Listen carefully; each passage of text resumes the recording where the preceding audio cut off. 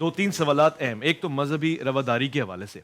اختلاف بین الامت واقعی رحمت ہے، کیونکہ رحمت کے اثرات ہمیں نمایاں نظر نہیں آتے، ایک تو یہ چیز ہے، اور پھر دیگر چیزوں پہ بھی اگر آپ بسم اللہ والصلاۃ والسلام علی رسول اللہ اعوذ باللہ من الشیطان الرجیم لکل جعلنا منکم شرعۃ ومنہاجا ولو شاء اللہ لجعلکم امۃ واحدہ ولکن لیبلوکم فیما آتاکم فاستبقوا الخیرات صدق خالقنا العظیم۔ دلیل کو سامنے رکھتے ہوئے استنباط اور تخریج مسائل کے حوالے سے واقع ہونے والا جو اختلاف ہے وہ علم اور آگہی کے دریچے کھولتا ہے، وہ معیوب نہیں ہے۔ اگر آپ ایک دلیل کو سامنے رکھ کر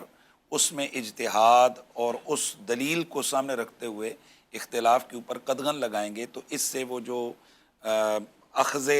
دین ہے یا مسائل کا اخذ ہے وہ والا سلسلہ ختم ہو جائے گا۔ میں قاری خلیل صاحب کی اتنی سی گفتگو سے بالکل اتفاق کرتا ہوں کہ بین المذاہب ہم آنگی کا کیا مطلب ہے کہ آپ خود کو ان کے ساتھ ایسے ہم آنگ کر لیں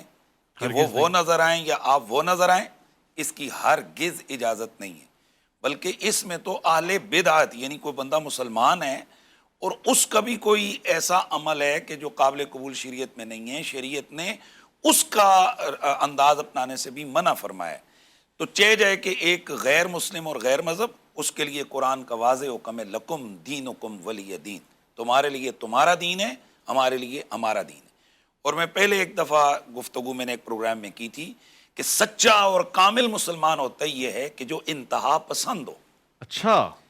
انتہا ہمارے یہاں کہا جاتا ہے، اور میں اس پر بہت ساری دفعہ بول چکا ہوں کہ اتنا وقت گزر گیا، انتہا پسندی کے خلاف ہزاروں پروگرام ہو گئے، دہشت گردی کے خلاف ہزاروں پروگرام ہو گئے، لیکن آج تلک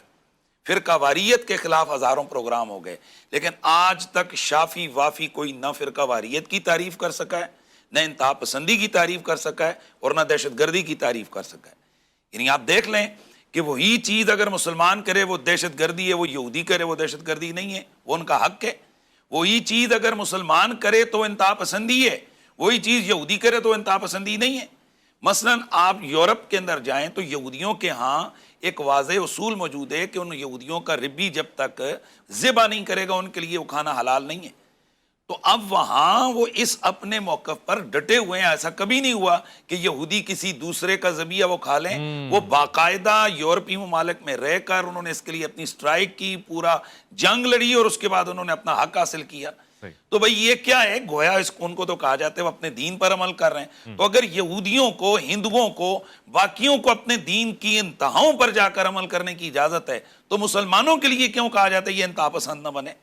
اگر تو انتہا پسندی سے مراد یہ ہے کہ آپ دہشت و وحشت کا مظاہرہ کریں تو اس کی ممانعت ہے، اور اگر انتہا پسندی کا مطلب یہ کہ آپ شریعت کی حد تک جا کر آخر دمے تک ہر چیز میں آپ اپنی شریعت کو مقدم رکھیں تو یہی مطلوب ہے قرآنیہ، یہی مقصود ہے قرآن، اور یہی اصل دین ہے۔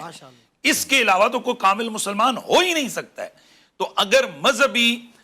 بین المذاہب رواداری سے یہ آپ کی مراد ہو تو اس کو کوئی بھی عالم کبھی بھی تسلیم نہیں کرے گا۔ ہاں اگر رواداری کا یہ مفہوم جس طرح عام لوگ لیتے ہیں وہ یہ کہ وہ اپنے دائرہ کار میں رہ کر اپنی مذہبی عبادات کریں، ہم اپنے دائرہ کار میں رہ کر نہ ہم ان کو تنگ کریں نہ وہ ہمیں تنگ کریں، تو یہ بالکل ان کا حق ہے۔ لیکن یہ بھی اقلیتوں کے حقوق ہیں، ان اقلیتوں کے حقوق ہیں کہ جو خود کو اقلیت تسلیم کرتی ہیں، ان کو نہیں کہ جن کو قانون اقلیت کہتا ہے اور وہ خود کو مسلمانوں کے اندر گھسیٹتے ہیں۔ اصل یہ بنیادی وجوہات کی طرف توجہ نہیں دی جاتی ہے اور اوپر سے مدعا پکڑ کے جناب شور ڈالا جاتا ہے۔ اب ہم آتے ہیں دوسری جو بات آپ نے بین المسالک کے حوالے سے آپ نے کہی، دیکھیں قاری صاحب کی ایک بات جو ہے نا وہ قابل میں سمجھ سکا ہوں، بڑھ کے میں تو ہنس رہا تھا، یہ کیا انہوں نے کہا؟ انہوں نے کہا کہ جی رسول اللہ صلی اللہ علیہ وسلم پر ہم سارے متفق ہو جائیں کہ جو چیز حضور سے ہم تک آئی ہے تو ہمارا اختلاف ختم ہو جائے گا۔ اور بھائی حضور کی وجہ سے تو جھگڑا ہی نہیں ہے، جھگڑا تو اس وجہ سے کہ کیا یہ حدیث حضور سے ہے یا نہیں ہے۔ مسئلہ یہ ہے اگر یہ ثابت ہو جائے کہ یہ رسول اللہ نے فرمایا، وہ شخص تو کافر ہے، وہ تو مسلمان ہی نہیں ہے کہ جو رسول اللہ کی اس بات سے آگے پیچھے ہو۔ شیعہ کا یہ موقف ہے کہ بھئی یہ حدیث جو ہے تم کہتے ہو یہ حضور نے نہیں کہی، ہم بھی یہ کہتے ہیں جو بھائی یہ تم یہ ادھر منسوب کر رہے ہو اس میں فلاں فلاں راوی ہے یہ فلاں تمہارا واسطہ ٹھیک نہیں ہے ہم اس کو نہیں مانتے صحیح۔ ان سے بھی ہمارا یہی جھگڑا ہے یا پھر کئی دفعہ اس حدیث کے تعبیر کے والے سے اختلاف ہوتا ہے ٹھیک ہے۔ تو یہ ایک چیز بھی ہمارے سامنے رہے